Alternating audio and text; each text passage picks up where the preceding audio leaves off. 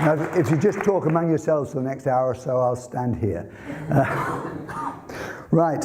When I was asked to do this talk, I hadn't a clue what I was going to talk about, because it was rather sort of, can you do it? Yes, I probably can. Then what's the subject going to be? I'll call it the field, because that gives me a lot of latitude. I went to university about 50 years and 10 days ago today. And I was sitting in the physics lecture room, and the professor of electronics, newly appointed, because the electronics faculty started in the year that I started, he stood up and he said, well, you young men and women are all here to study particles, or perhaps waves, schizophrenic objects, which only appear when you look at them, so they're also a bit of a dandy lot, and which never let you know both where they are and what their velocity is when they're there. You can have one or the other, you can't have both. And he said, I wish you all good luck. And that was the opening address, and you sort of sat there thinking, what? What have I let myself in for? From the world of flying in the Royal Air Force to this, I didn't know where I was going. So we started, and in those days, Newton and Descartes still ruled. We were still doing our quantum physics using Newtonian mechanics, and using a bit of Fourier analysis and Fourier transforms and Laplace transforms to work out the behavior on the belief that at some point at least the particles were waves, and so we could use wave mathematics to resolve what they were doing and how they were doing it, particularly when you were looking at interference patterns, which we looked at quite a lot. The biggest problem we had was that the traditional physics establishment didn't like the idea that anyone should challenge these eminent people like Newton and Descartes. But at about this time, there were a group of physicists who were challenging it. They were actually looking at it and saying it can't be right. The problem was that we worked through the mathematics all the time, and at the end of your mathematics, you ended up with a sum to which you added a universal constant, the value of a universal constant. Now this bugs me when I was at university. I would say, well, what is this universal constant? And the professor of physics was a bit antsy with me. He said, it's just a universal constant like gravity. I said, don't talk to me about gravity. I've spent the last 8 years flying in it, playing with it. I said, so what is it? Well, like light. I said, well, it's not light, is it? He said, no. I said, well, what is it? And he said, oh, just accept it. And that was it. That's the only answer I got out of it. And of course, dealing with these schizophrenic particles, who didn't know whether they were waves or particles, actually was quite challenging, because you had to work out when you could treat them as waves and when you could treat them as particles. And that wasn't always straightforward. I'm thinking 50 years ago, remember. And on the question of non-locality, could Einstein be wrong, and that there's no speed higher than the speed of light? Because non-locality is about particles obtaining information, and that information instantaneously being available to all similar particles, as far as we know, throughout the universe. And that meant that something was traveling faster than the speed of light, or seemed to be. No, I know. But that's how it looked at that time. So, one question we were all asking is, could Einstein be wrong? So what changed? Well, the answer is just about everything. A group of physicists, about 30 years ago, started looking at the whole thing and saying, look, if our behavior as experimenters actually affects the things that we're observing, then we are no longer experimenters, we're actually a part of the experiment. We're actually involved in it. It's not separate from us anymore, which had been always the way in which we looked at experimentation up until then. They then redid the maths on that basis, and they came out with a set of maths which produced a value which believe it or not, they call the zero-point field. And that zero-point field, the value of it was the universal constant. So at last I got there. This is the work of Puthoff and his colleagues at Stanford. Heisenberg helped us out a bit because he developed the uncertainty principle, and this sent me into the world of statistics, a world which I hated, a world where you had to do a statistical analysis of your experimental results because you couldn't pinpoint a particle. So when you're looking at, say, a molecule with electrons floating around it, you couldn't say that those electrons were in that nice circular orbit, which I'd always been taught was where they were at school. They actually weren't there at all, or they might be, but they might not. So you had to develop a probability cloud. It's somewhere in this area, and you had to do that by statistics. It's most likely that your electron is somewhere in this cloud. Then this next thing that came up during this time, in fact a bit after this, but say another 10 years on, was that the whole concept of particles never being at rest. In fact, even if you reduce them to absolute zero, they still didn't stop, they moved. In fact, I think someone said that you should imagine yourself as in some sort of a quantum soup. That if you turned round, you'd find a sea of particles behind you. That this quantum soup actually spread throughout the universe, and that the whole thing worked. There was no such thing as a vacuum. The whole thing worked by these particles exchanging energy constantly with one another, and with all the similar particles as well. Heisenberg, who developed the uncertainty principle, also implied that the nature and location of particles was unknown, as they could never be brought to rest, even at absolute zero. The next thing that came along was there's a lot of different views now of what the human body does. I find this particularly interesting because this is what we do. We work with bodies. And the nervous system is one of the principal points of interaction with human bodies. The nervous system, when I studied at college, was about electrochemical transmission of impulses down through the nerves. And this always bothered me because the time scale for electrochemical transmission was quite long. And it didn't account for example, the reaction time. Now, I'd had experience of reaction time, and I knew my reactions are damn fast. So if I saw something, I could react very quickly. And that didn't work out with the electrochemical view of the nervous system. The other thing that was worrying was the way in which information spread through the cells of the body. Because you have something like 10,000 reactions a second in every cell of the body. And the conventional view was that the DNA transmitted information to similar DNA, and that information was transmitted through the chemical mush of the cell, and somehow that worked, and that the transmission of information would work that way. However, somebody pointed out that actually every cell had 10,000 molecules of water to every single molecule of DNA, and that they were all jostling around and moving around all the time. So actually you're relying on that transmission of DNA, that piece of DNA, getting through this mishmash of water and getting to the next piece of cell there without interruption. And that would be a very sort of disorganized sort of arrangement. And in actual fact, the human body is a very coherent organism. It works very effectively, or comparatively so. The Fritz Popp, who was a German scientist, he started off looking at frogs and discovered that actually they shone when he dissected them. He found that there were little spots of light. He didn't believe it at first, but he actually persisted.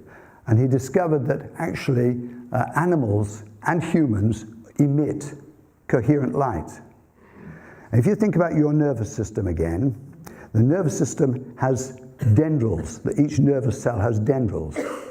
And those dendrils are tubes. There are tubules wrapped around these dendrils, creating a smooth tunnel. And when they started to look at it, they could actually see that you could transmit coherent light down those tubes, and that it actually was a very effective transmission tunnel. And they started to look at the human body in a different way, because if you actually can transmit information up and down the body using light, coherent light, you actually have a system which is working effectively and which accounts for things like fast reactions. A second thing that's come up is that there is now believed to be pretty much the same number of cells down here, brain cells down here, as there are up here. And they're joined by the vagus nerve. And it seems that there is a constant flow of data between the brain, the head brain, and the stomach brain, I'll call it.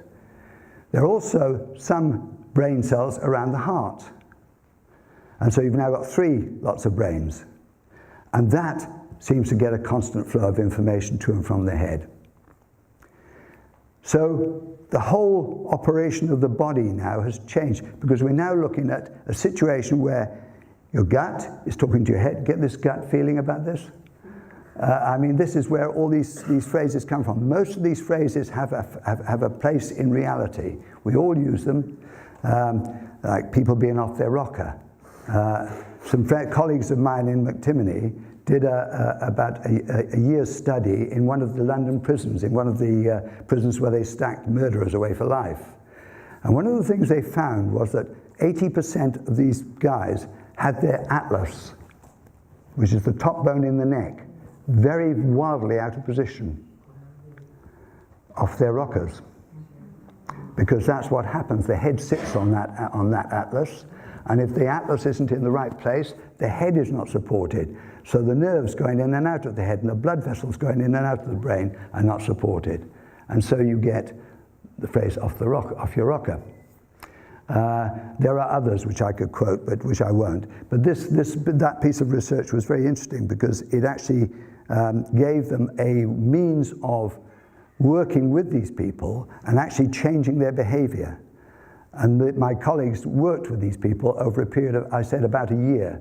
And the prison reported massive changes in behavior, just because they'd straightened out their frames and they got the atlas properly located and the neck bones properly located. So it's a fascinating piece of research that came out of that.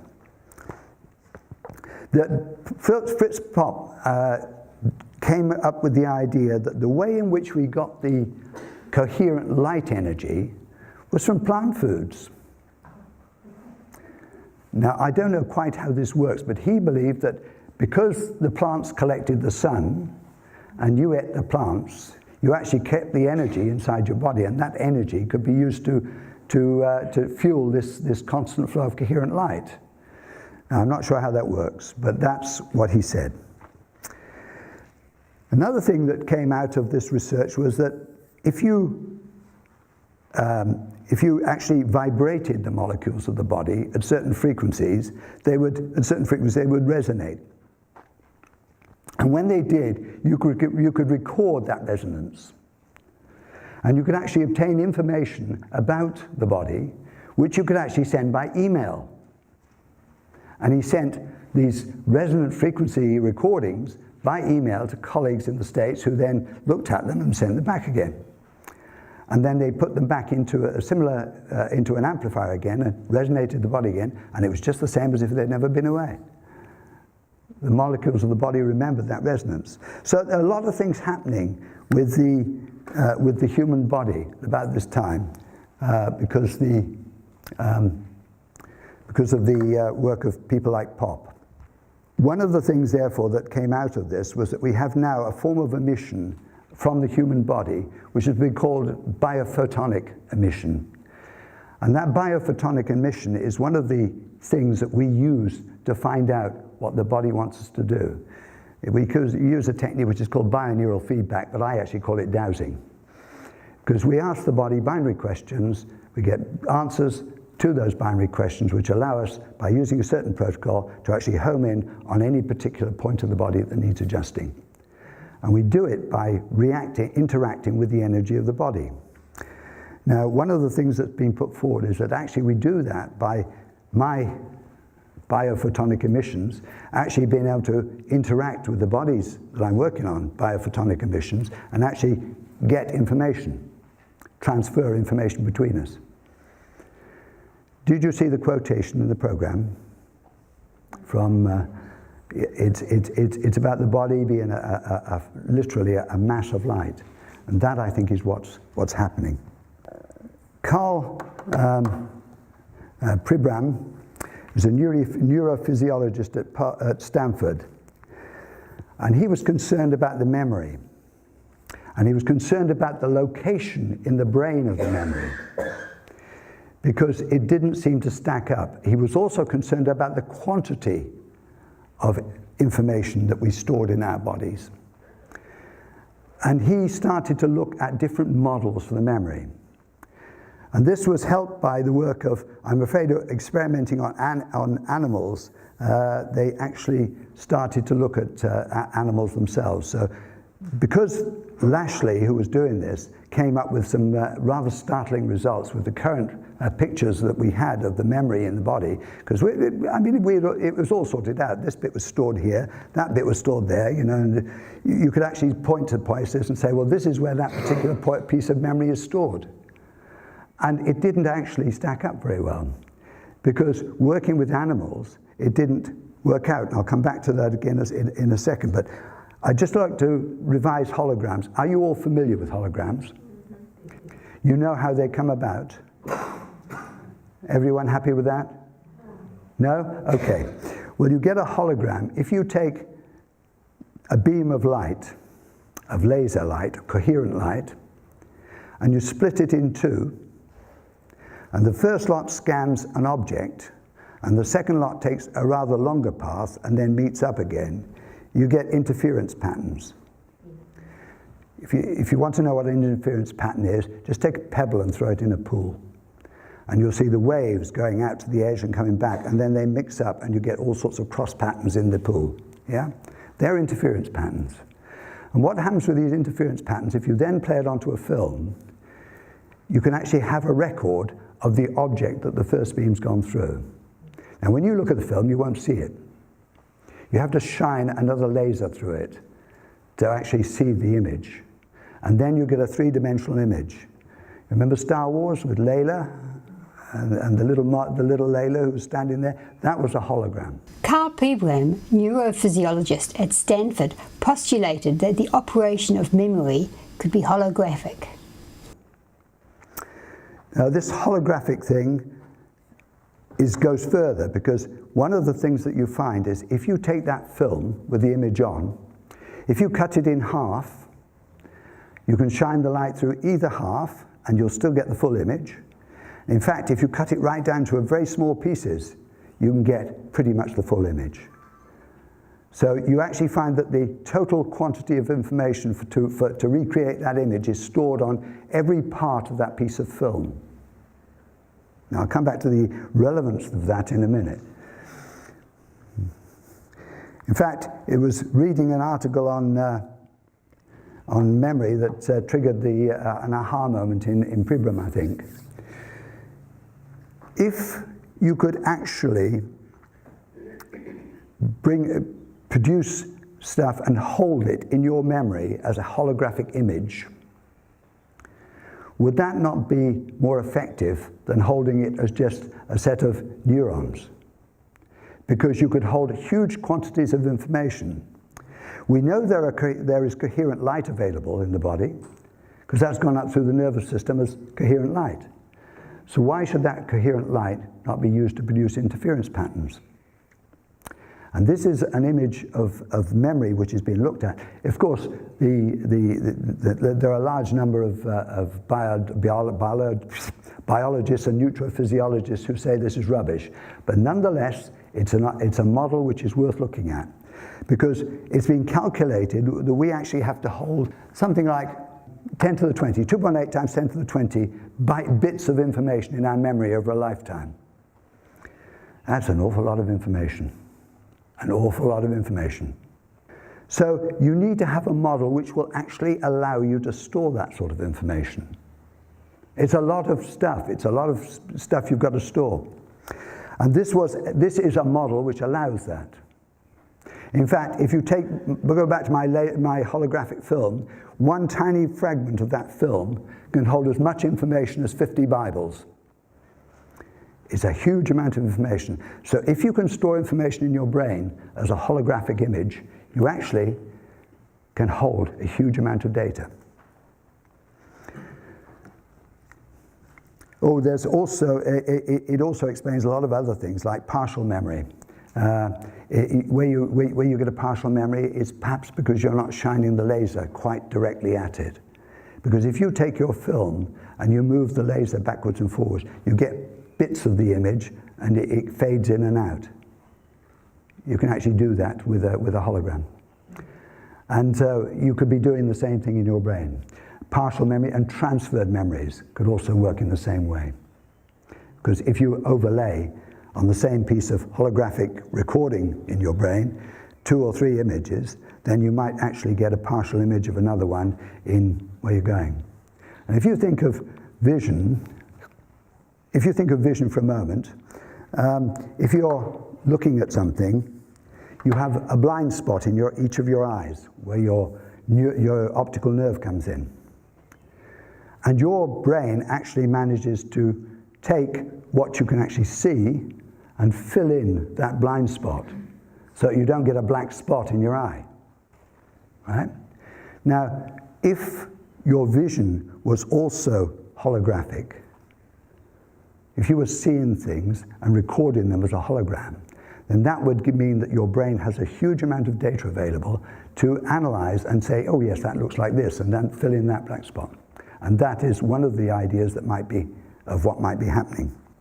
Complex tasks. Now, who thought that riding a bicycle was a complex task? If you've ever helped teach a child to ride a bicycle, by God, you're in no doubt. It's a complex task. How do we do it? And 2 people, Russell and Karen Vadvawar, were using Fourier transforms to actually evaluate visual input and store it and see how that worked. Then a chap called Nikolai Bernstein took it further. He actually had a node of dancers dancing, and they were in total black and they were against a black background, but they had white spots painted over their body in various points, and they danced. And when they analyzed the movement of these white spots, they came out as Fourier transforms, very complex waveforms, Fourier transforms. And when they actually regenerated these transforms, actually took the transforms out and recreated waveforms and projected it, they actually got dancers, and not black this time. It was quite amazing. It was just a beautiful waves of dancing, and it's quite incredible. I've seen the pictures, and they're absolutely fascinating to look at.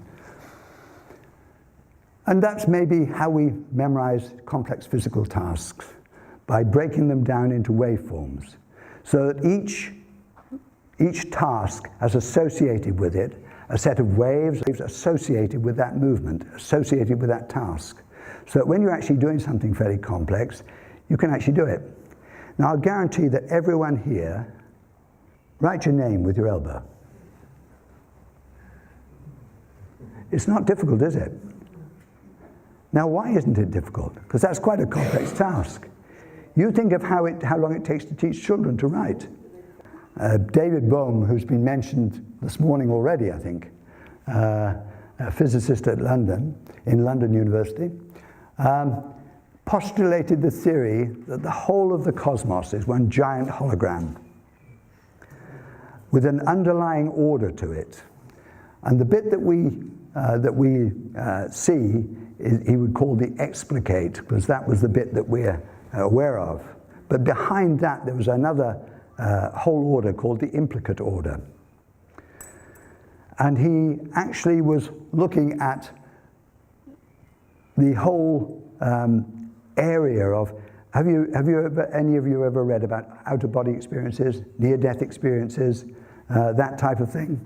If you look at the evidence that's been accumulated over something like, I don't know, 30 years by a hypnotist in the States, they've got something like, 800 or 900 cases now, and every description pretty much matches in some respect. They all talk about going up a lighted tunnel to a place of light where they met up with counselors or with spirits who counsel them, who did an analysis of their life and so on and so forth, and then they came back down the tunnel very reluctantly because it was so nice up there, and they had to come back to Earth. And sometimes they even describe, you know, the scene in the operating theatre when they left, and who was round the table and what was happening and and they've been able to describe that quite accurately. And the people in the operating theatre at the time have confirmed that. Now, they couldn't have seen that because they were under anaesthetic at the time, so they're unconscious. And in fact, sometimes they were actually on the verge of kicking the bucket. So, you know, as far as the operating team were concerned. And all of a sudden, there they were back, and the body jumped back to life, and away they go.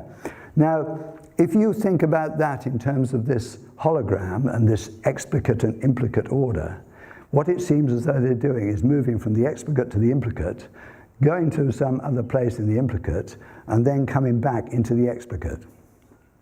He called the underlying part the implicate or folded order, and our level of existence the explicate or unfolded order. The other thing that he was talking about was synchronicities. We've all had synchronicities, and we all believe, I think, most people believe, I certainly do, that nothing happens by accident. And sometimes I think synchronicities are where we make connections with the implicate from the explicate through the implicate to another part of the explicate and back again. And somehow we're making these connections. And the hologram seems to be a way in which this could work. So I leave it as a thought. Where to from this? Well, I could talk about a long time. So what I want to talk now about is about our work, a bit about how it affected our work. Tanya and me are both qualified McTimney chiropractors. We were registered in the UK as John read out, and we worked in the UK for quite a long time. Me about 6 years after I qualified, and Tanya had been going for about 3 or 4 years before that. And we came to New Zealand. Now, both of us separately discovered in our training time that actually you didn't need physical contact. I discovered it because I made a right mess of the adjustment I was doing. I got it all wrong. You know, I was on the wrong side. I just got everything you could think of wrong. And then when I checked the bone again, blow me if it wasn't right back where it should be. And I couldn't quite get the hang of this, but it had happened.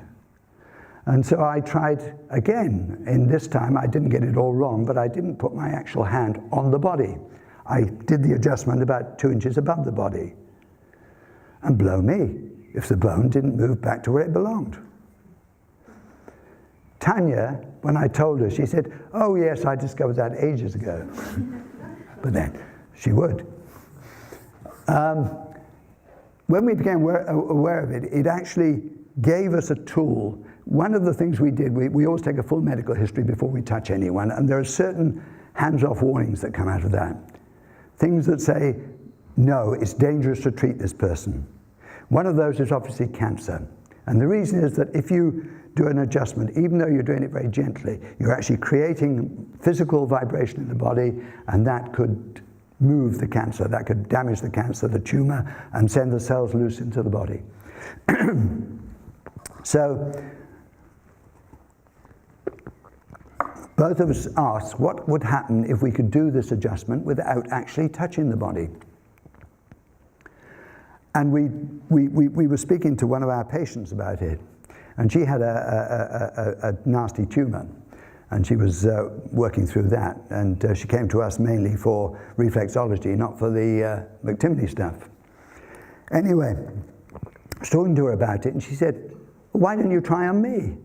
I said, well, it could be dangerous. I mean, I don't know that it's safe. She said, I do. I said, oh? I said, would you sign a piece of paper to that effect? I said, because, you know, it sounds very risky. She said, yes, I would. I said, in that case, you don't have to. So I actually got her onto the table, and there was a point in her back which was very painful, and I adjusted it totally off the body without touching her. And all those bones straightened out. And then we had another occasion where we had a Danish lady staying with us whose neck, she had had two quite serious streaks of cancer which had been removed with her operations, and the neck was lacking any musculature on one side. Now, she was in great pain, and she was suffering from migraines because the neck was out. And we couldn't possibly do it with our usual adjustment because, you know, there just wasn't enough muscle to make it safe. And I didn't want to break her neck because that would be immediately fatal. So I just said, okay, would you let me do this? And I just did a little stroke across the neck, across each of the neck bones. No more than that.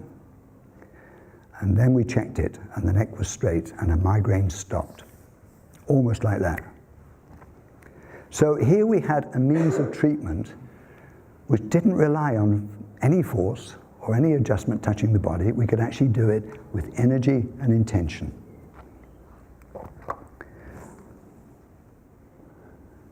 We actually were a bit concerned about it at first. We sort of thought it was a bit of a, you know, I'm a scientist, I'm a skeptic.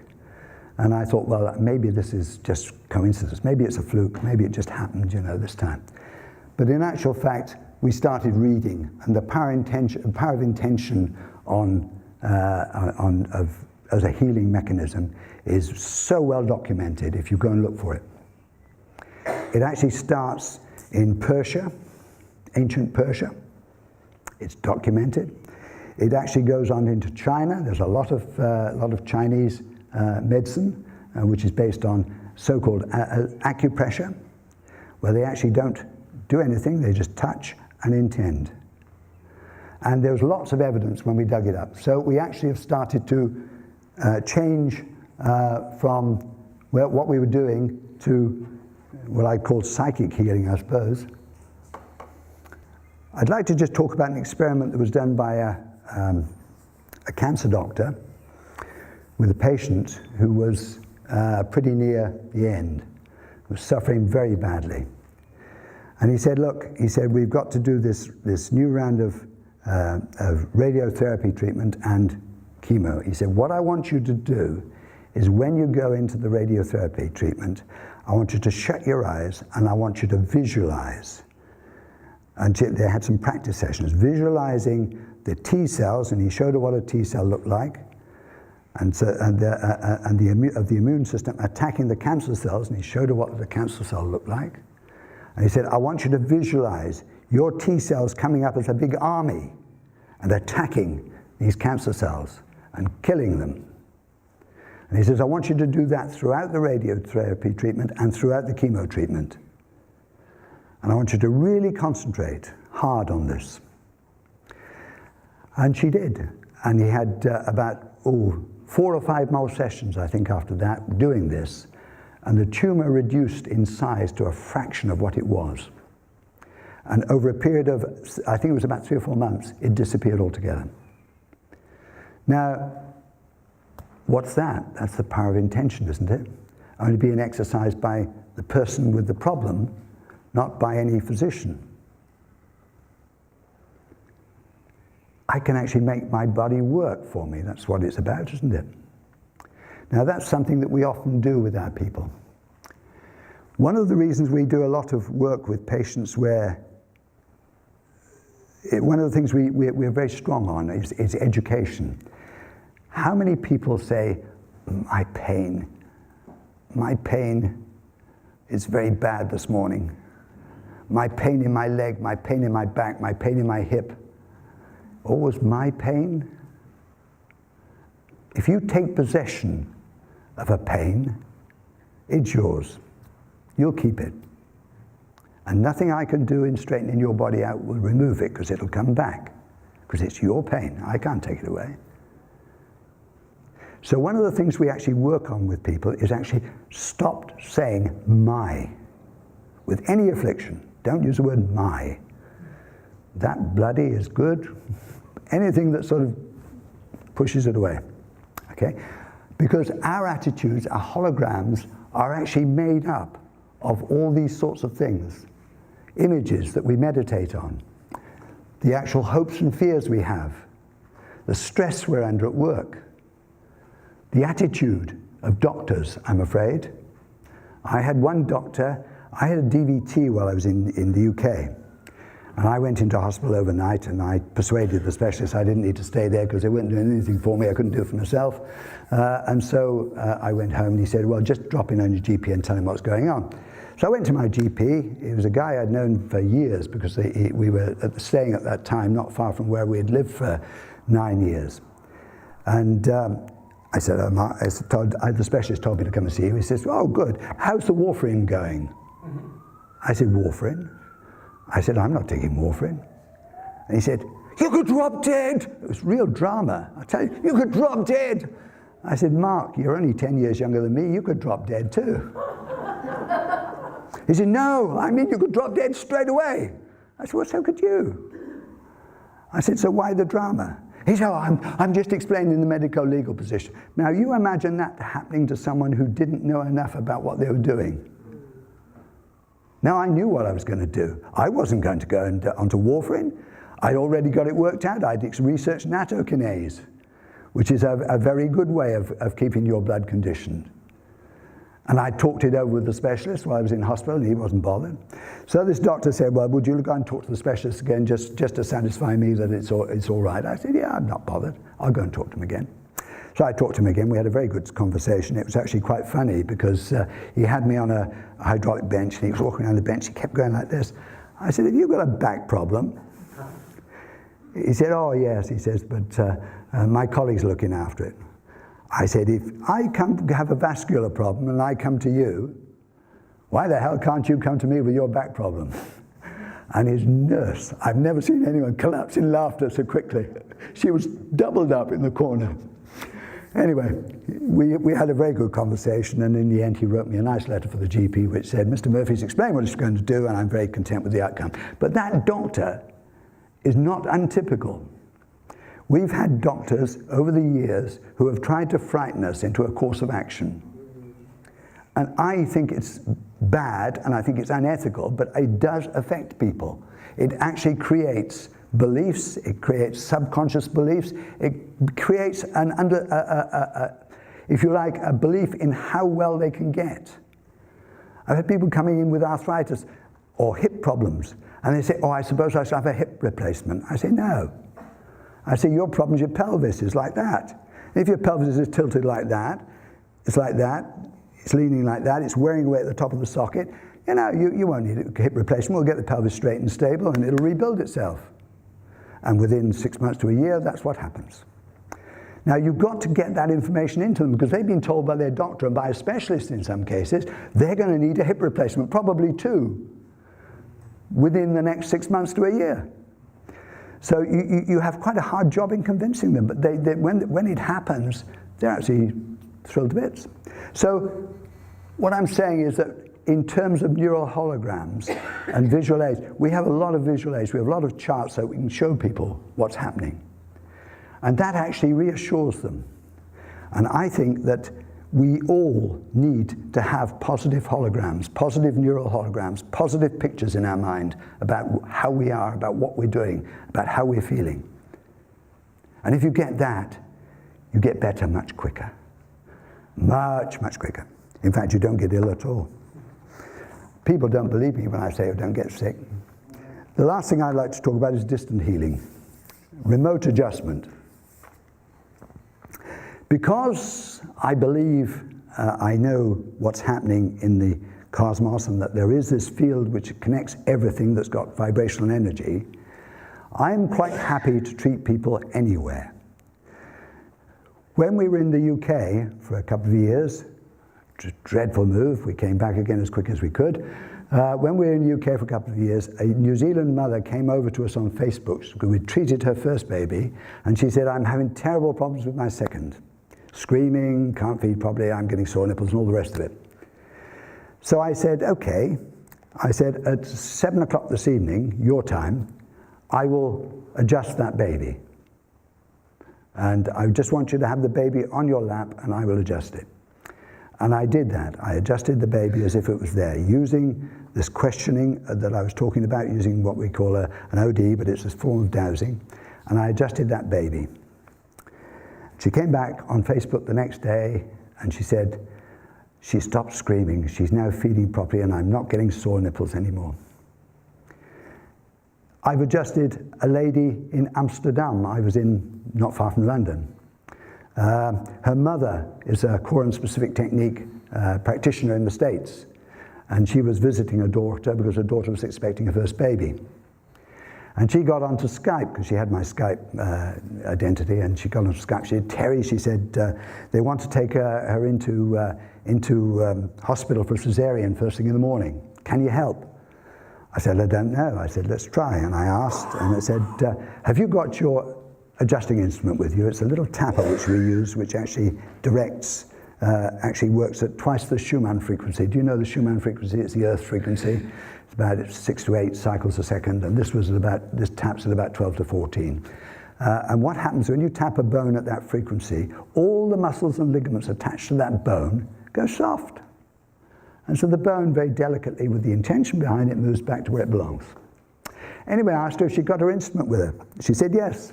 I said, I want you to tap on a point 4 fingers to the left of the belly button and 4 fingers down from that. She said, is that all? I said, yep. So she did. At least I know she did. But so we ended the call and she went and got her instrument, did the treatment. Next day, at about 8 o'clock in the evening, she came on to us and she said, you'd be glad to know that when we got in, that labour started about 40 minutes after the adjustment, and when we got into the hospital in the morning, she was 10 centimetres dilated and they couldn't do a cesarean, so it was born vaginally. Absolutely superb. So that really is where I wanted to stop anyway. I just wanted to talk a bit about remote work. Anyone got any questions? Is that to do with visualization as well as intention? Yes, it is. Because I actually do visualize what I'm adjusting and visualize that going back into place, yes. I think the two go together. We have had previously at the TS talks on vibrations, and from a scientific perspective, which it's been proved that acoustic instruments can actually work on the cellular level of the body. Oh yes. To relate to harps, violins, maybe the sitar, so the type of music. We know about classical music, so a lot of people don't actually realise the power of music, listening to music and acoustic music that can start healing the body. Absolutely.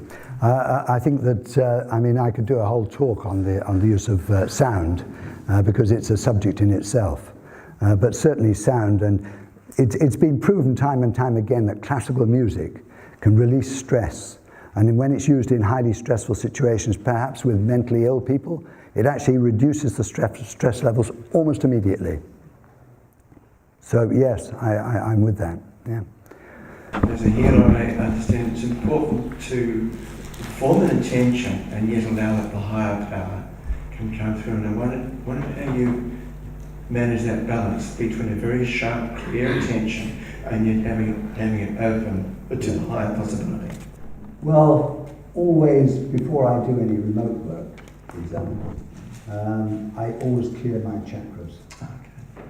I always also ask my guardians, my guides, to be with me, because I find that's the best way to make sure I'm clear. And the third thing is, I don't regard myself as a healer. I regard myself as a facilitator. I think the healing is done inside the body. In this distance healing, how important is the distance? Not at all. Not at all? Not at all. I treated the baby in New Zealand from near London. That's about as far as I can get away on planet Earth. In principle, I could treat the people, if they go to Mars and set up a camp there, I could treat the people on Mars. Please. Yeah, people in my age group are prone to high blood pressure and high cholesterol, and the question is how a chiropractor might treat such conditions. Well, I wouldn't attempt to treat the conditions, I would treat the person. I don't deal with symptoms, I deal with people. And what I do is I treat the whole person. So everything that comes up in our dowsing, I deal with. If it doesn't come up, I don't. And when I'm told to stop, in other words, nothing comes up, and I ask the body, I usually ask, are you processing? And if it says yes, I say how long, and if it's short, then I wait. And then ask again. But sometimes it's long, in which case I say, well, that's all we can do today. Now, you know that I actually gave you some advice on that. I mean, cholesterol, the current thinking on cholesterol is forget it. The older you get, the higher the cholesterol level you need. The older you get, the more cholesterol you need. Good. Your brain swims in cholesterol. Without cholesterol, your neurons can't work effectively. Your body produces it, and what is the medical approach to dealing with it? They shut down your liver. Shut down a chunk of your liver. Now, why is the liver called the liver? Liver. Yeah? You don't need to shut bits of it down. In fact, it's the last thing on earth you should do. That's why people get joint pains, muscle pains, all sorts of pains, because the principal detox agent in their body has been shut down. So it's all about diet. It's nothing to do with medicine. If you have a good diet and you don't eat processed foods, your body will work well. If you eat processed foods and have a bad diet, your body won't work well. It's really, it's that straightforward. Inflammation seems to be the cause of something like 95% of all diseases. Inflammation. Inflammation is principally caused by what we do with our bodies, what we put in it. Heck, see, it's not brain power, is it? It's not quantum physics. it's common sense. You are what you eat. Your body has no other source of what it's got. And if you eat rubbish, your body will turn to rubbish. And Terry, it seems that some of what you describe is a little bit like the work of Dr. Emoto and his power of intention. Have you ever looked at that? I haven't looked at that, no. One of his experiments was with the power of words.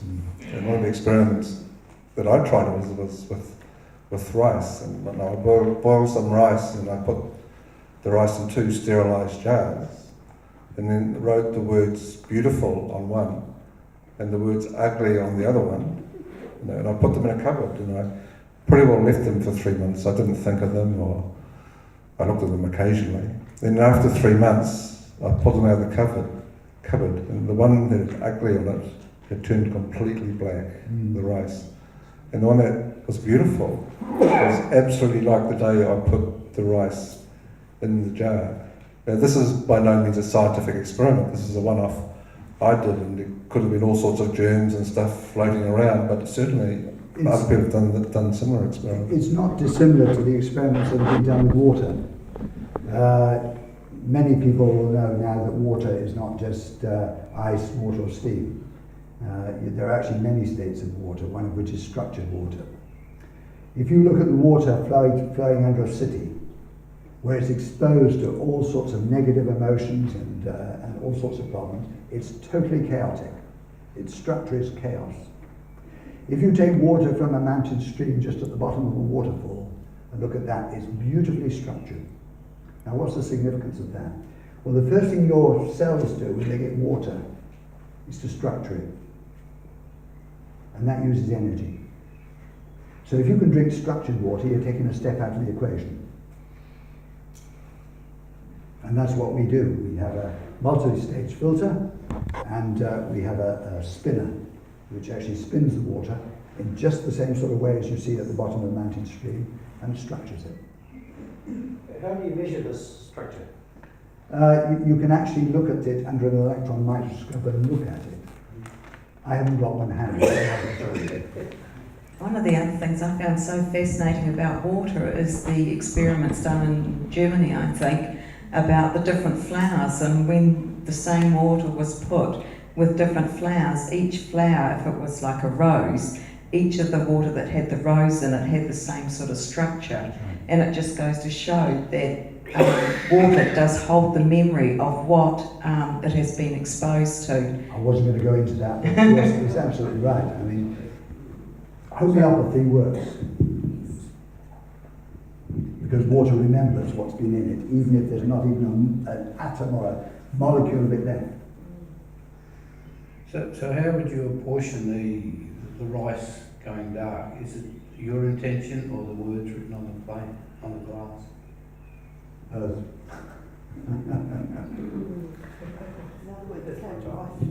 My thought was it's that the words hold an intention and a power, and the language itself has a power. And if we go back to some of the ancient languages which they chant for certain ritualistic purposes, it's the power of the language that creates the ritual. It's like a mantra for doing something, and a mantra for meditation.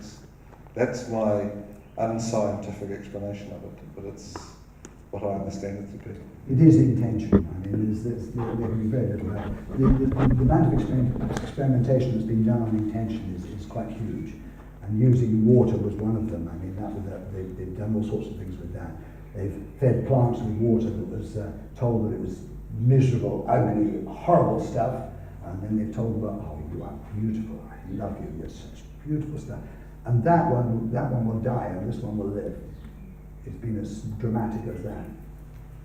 Right, well, thanks, Terry. You've taken us on quite a journey from your studying into quantum physics and explaining a bit of quantum physics to us, to the holographic universe, and Yes. explaining a bit of the holographs to us, to along on how you've made this practical in your lives for helping other people. So it's quite a journey. Yes. Yeah, It's been quite an exciting journey at times too. You're still working full time in this evening now. Yes, yes. So it's amazing. Well, I've only got another 20 years to do before I can retire. Okay, sounds good. So thank you very much for sharing this with us.